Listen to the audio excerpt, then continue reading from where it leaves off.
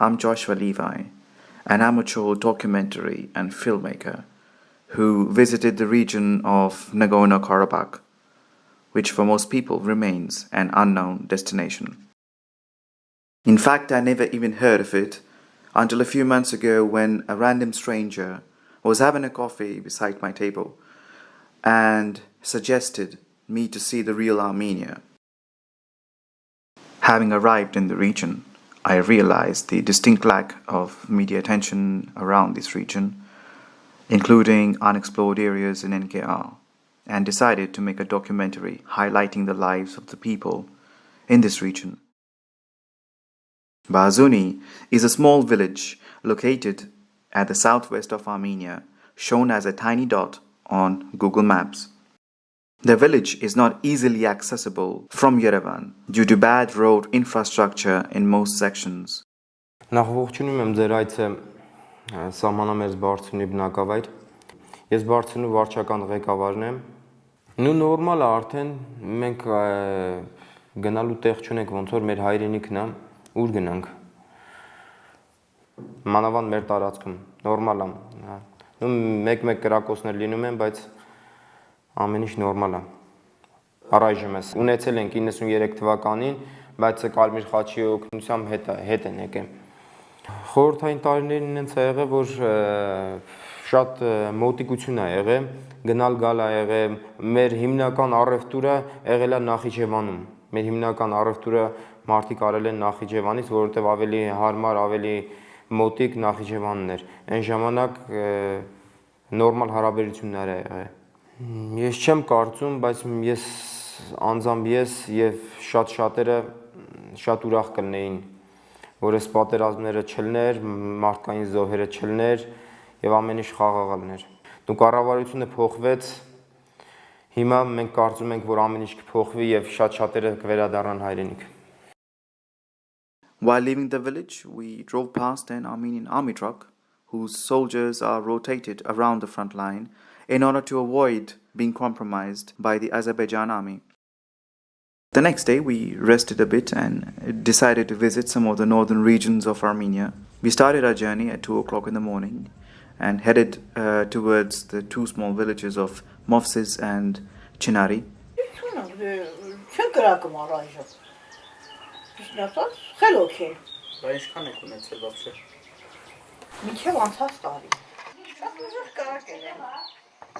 At Chinari, I was lucky enough to interview some of the Armenian soldiers. They very quickly made a table out of a tree trunk and offered it to us. I was kind of shocked by their hospitality. I mean, when was the last time you had a coffee nearby the firing line? Additionally, some of them even know Azeri people from the other side. Unfortunately, I wasn't able to visit the front line directly, mainly because it's too dangerous to go there. They informed me only a few days ago an Armenian soldier was shot by an Azeri sniper. Since then, all access to the area of the front line has been restricted. As we approached the town of Yerask, we had a slight inkling that we were being monitored, as during our way we stopped by to film an Armenian post overlooking Azerbaijan, and out of nowhere a jeep pulled over and asked us what we were doing by the roadside. As we arrived in Yerask, we followed an empty stretch of the road, which leads directly to Nakhchivan. Yerask is the end of Armenia. As you can see in front of me, the road ends here. There is nothing apart from that. This is something I wasn't aware of. To make it even worse, both armies of Armenia and Azerbaijan face each other at a very close distance. The Azeri army on the hilltop and the Armenian army at the bottom of the hill. Despite the sensitivity of this area, there is hardly any road sign which informs anyone of the danger which lies ahead. Getting a journalist visa to NKR wasn't easy. The next morning, our journalist visa was finally approved. That night, we started our journey to NKR via the road of chance and arrived at that stretch of the road at 4 o'clock in the morning. As we approached that particular stretch of the road, we were greeted by a road sign, which shows a red circle and a detour. While most people might confuse that red circle for a road construction sign, in fact, it's a warning sign of sniper fire from the Azeri side. You see here, it doesn't say anything here. If you go there, they will shoot you. Be safe and go right. We entered Stepanakert, which is the capital of Artsakh or NKR, around 2 p.m. in the afternoon. We visited the Foreign Ministry, where we were handed our journalist visas. One important thing to remember when visiting Artsakh is to only visit the places mentioned in your registration card given to you by the Foreign Ministry. Upon our arrival at Stepanakert, we decided to visit the local sports school for a quick interview and filming. At that time, there happened to be a children's boxing competition, which we attended with a medical nurse standing by. Given that we were one of the first international media to be present there, they were very excited and yet apprehensive to talk to us. That afternoon, we paid a visit to the pop group Voices of Artsakh, with whom I had been in contact since Moscow. You know, Voices of Artsakh have so much songs about Artsakh. Right. About Artsakh, and the people here Right. like so much these songs because it's about our country, about our power, and About happiness, about joy, about future. My name is Misha. I'm very happy to see you. I was participated in New Wave and Eurovision. At New Wave, my place is second. I take second place, but in Eurovision, my place is sixth one. The next day, we visited the town of Shushi, which bore the brunt of the Armenian-Azerbaijan war between the years 1991 to 1994. In Shushi, we were invited by the local arts and dance center, where the children, teenagers, and adults learn about handicraft design, dancing and painting. Մենք գտնվում ենք Շուշիի մանկապատանեկան ստեղծագործական կենտրոնում, ուրեմն ասեմ, որ սա ստեղծագործական աշխատանքների կենտրոն է, մենք տարիներ շարունակ, երբ որ գտնվել ենք Ադրբեջանի կազմի մեջ, չենք կարողացել, մեր սերունդը չի կարողացել ազգային մշակույթը, արվեստը սովորել եւ դպրոցներում անցնում էինք ադրբեջանական պարը, երգը, պատմությունը եւ այլն։ Հետո, երբ որ արդեն Արցախը ազատագրվեց, արդեն այստեղ մանուկները հնարավորություն ստացան զբաղվել արդեն հայկական ամեն ինչով, արվեստով, մշակույթը զարգացնել, ազգայինը եւ այստեղ հենց այդ գործով ենք զբաղվում։ Մանկապատանեկան կենտրոնում երեխաները դպրոցը դասերը ավարտելուց հետո, կեսօրից հետո ուրեմն պարապմունքները սկսվում է, խմբակներ են գործում տարբեր տեսակի, 24 անուն 31 խմբակներ են գործում եւ այդ խմբակներում երեխաները կարողանում են իրենց ազատ ժամանցը անցկացնել օգտավետ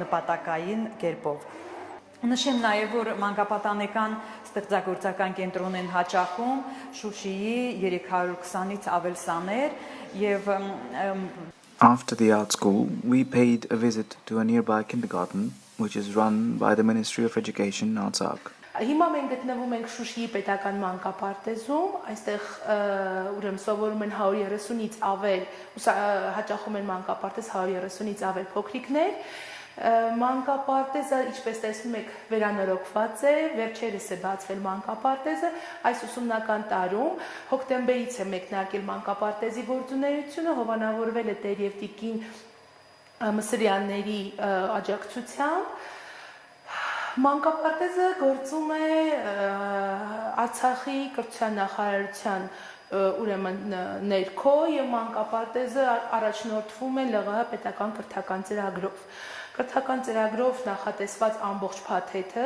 մենք լիարժեքորեն այստեղ կարողանում ենք իրագործել, երեխաների համար կազմակերպվում են ինչպես զարգացնող պարապմունքներ, այնպես էլ կազմակերպվում են ժամանցի, խաղի, տարատեսակ համադրություններ, միջոցառումներ, հանդեսներ, ուրախ մեկնարկներ։ Երեխաները ժամը 8:30-ից կարող են գալ մանկապարտեզ եւ այստեղ կարող են մնալ, քանի որ աշխատող ծնողներ կան նաեւ, մինչեւ ժամը 7-ը։ This concluded our visit to Shushi. The next day, we were invited to visit the Lady Cox Rehabilitation Center in Stepanakert, which was originally founded by Lady Baroness Cox, Member of Parliament, House of Lords in the UK, and is currently being run by the Ministry of Health, Artsakh. Believe in unconditional love, And if Azerbaijan were to invite us to take the concept of the rehabilitation center into Azerbaijan, of course we would gladly go. We have babies, children, adults, elderly, and diagnoses are quite different. And we have many people who are affected by the war. They can be amputees or spinal cord injuries or head injuries, whatever. So this is the place where they can come to be trained, to be integrated back to the community. But I believe time will solve all this problem. People are people. This is political question, and the politicians has to solve this problem. So here is another physical therapy room where the patients doing different activities. So some of them with stroke, some of them with the low back pain. I think from the Anderson fairy tale. But who has actually made the drawing? It's with the patient, teacher with the patients, and all these drawings doing with the patient. They stay here overnight and doing all the activities with us. By speech therapists, psychologists, physical therapists. So, and also they're having chance to integrate together with the same age children. So 20 beds, it's supporting them to have a sleep in daytime. Additionally, the center actively raises awareness regarding plastic pollution, which I least expected. The next day was our final day in Nagorno-Karabakh, and it was tightly packed, beginning with a visit to the Artsakh State University, where we met with the rector and visited the English language department. Համալսարան, որը մեկ տարի հետո կտոնի իր 50-ամյակը, այսինքն մոտ կես դար շարունակ մեր համալսարանը գոյություն է ունեցել։ Մեր համալսարանն այսօր ունի մոտ 3000 օրի կարգի կոլեկտիվ, որից 500-ը 400-ից 500-ը դրանք աշխատողներն են, նրանք դասախոսական կազմն են եւ մյուսների 2600-2700 տարբեր շարժունակությունը հաշվի առնելով նրանք մեր ուսանողներն են եւ մենք քանի որ Հայաստանի հետ նույն տղրթական տարածքում են գտնվում, ինտեգրվել ենք այդ համակարգին եւ բնականաբար մեզանում կան այն բոլոր չափորոշիչները, այն բոլոր հնարավորությունները, ինչը այսօր եվրոպական ցանկացած բուհում կա։ Այսօր ունենք 5 ֆակուլտետ համալսարանում՝ բանասիրական, բնագիտական, տնտեսագիտության, պատմության եւ իրավագիտության եւ մանկավարժության եւ սպորտի ֆակուլտետներ։ Երբեմն դիպլոմի հետ կապված խնդիր առաջանում է, ընդ որում առաջանում է այն համալսարաններում, այն միջավայրերում, որտեղ կան ադրբեջանցիներ եւ մենք իհարկե ունենք համագործակցության շատ հնարավորություններ, մենք ունենք շուրջ 35 պայմանագրեր աշխարհի տարբեր համալսարանների հետ։ Իհարկե այս պայմանագրերից շատերը նաև մենք ունեցել ենք դժբախտաբար դառը փորձեր, երբ այս կամ այն համալսարանը պատրաստ չէր մեր քաղաքական կարգավիճակը հաշվի առնելով մեզ հետ համագործակցել, ինչը իհարկե մեր կողմից չի ընդունվում, չի ընկալվում, որովհետև մենք գտնում ենք, որ կրթությունը պետք է լինի առանց սահմանների, յուրաքանչյուր մարդ լինի դա հայ, ադրբեջանցի, ռուս, չգիտեմ, ֆրանսիացի, նա պետք է կարողանա իր կրթական իրավունքը իրացնել լիարժեք եւ վերվում է օտարերկրացիների ուսուցմանը մեր համալսարանում, մենք դրան դեմ չենք, մենք ընդհակառակը խրախուսում ենք, ունեցել ենք Հնդկաստանից, Չինաստանից, Հունգարիայից տարբեր ուսանող բացենք, մենք նաև որևէ խնդիր չենք տեսնում ադրբեջանական ժողովրդի հետ, ովքեր դատում են ստապ, ովքեր կարող են ընդունել իրենց հարևանների նույն իրավունքները, ինչ որ նրանց հետ պատրաստ ենք ցանկացած հարթությունում համագործակցել, բայց իհարկե մենք չենք կարող նաև թույլ տալ, որ մեր ազգային ինքնասիրությունը, մեր ազգային հնարավորությունները էականորեն սահմանափակեն։ Մենք բավական աշխատանք կատարել ենք, ունենք երևի ուսանողության մոտ 30% կարող է էլի օգտագործել, շփվել, մենք ունենք As you know, there are few countries that hear about Artsakh, and without our students, our future generation, and it will be too difficult to introduce Artsakh as my major is political science, I will be with great pleasure work. And we know that Azerbaijan is a authoritarian country, state, and there is no human rights and there is no freedom of speech. If they will come from the side of Azerbaijan, would that be a problem for you? No, if he will respect our values, our history, our country, there is will no problem. And they shouldn't accept any information that the government. After the university, we headed straight towards the airport to witness the air show. We were allocated VIP seats and taken permits on the ground. Ստեփանակերտ аэропորտը որոշում են ընդունել, որ շինարարություն տան 2008 թվականին։ Կառավարությունը որոշում է ընդունել, որ Ստեփանակերտում պետք է նոր аэропորտ ստեղծեն 2008 թվականին։ 2010 թվականին արդեն օդանավակայան սա պատրաստել ու 2011 թվականին սա աշխատակազմով, սա օդանավակայան կազմով արդեն աշխատում էին։ Այդ 2011 թվականին բոլորովին պատրաստ էինք, մենք արդեն թռիչքներ կատարեինք։ Առաջի մասը գնում է չեկինգի մաս։ Այսինքն մարդիկ գալիս են, անցնում են ու ստեղից գնում է չեկինգը։ Չեկինգը անցնում է իրանց տոմսերը։ Ոնց տեսնում եք, սա նորմալ սարքավորումներ է, սա էս վերջի բանի սարքավորումներն է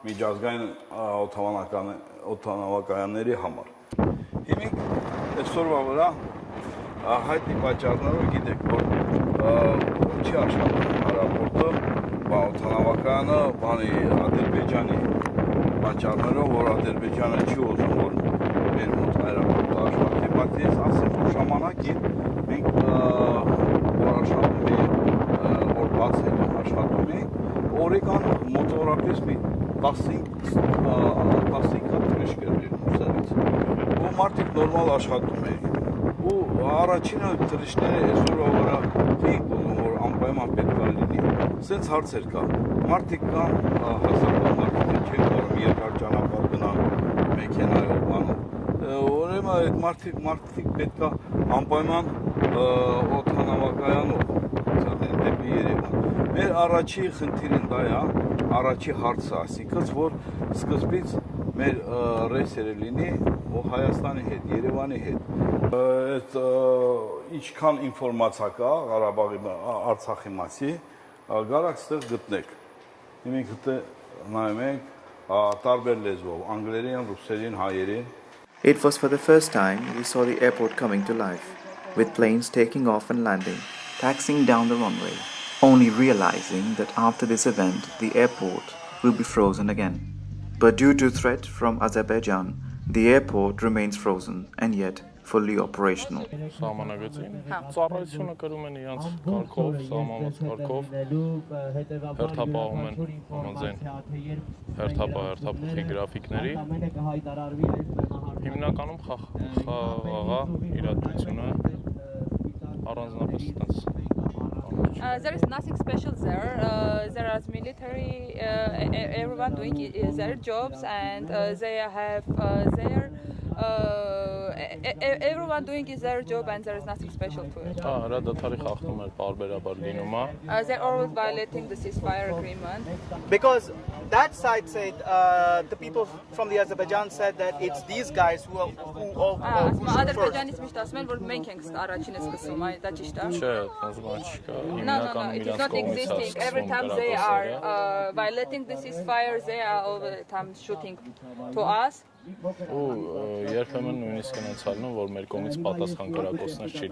And sometimes we even don't reply to their shootings. There is no we can say that fear is inside. Everyone has some kind of afraid of something, but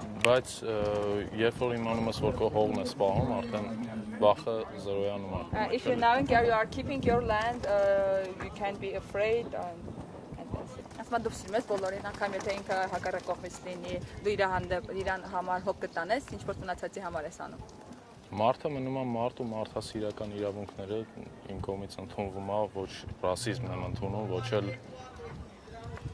չգիտեմ, ինչ որ էթնիկական կամ կրոնական տարբերություններ եմ դնում։ Human is human, and I accept all humans and humanitarian rights.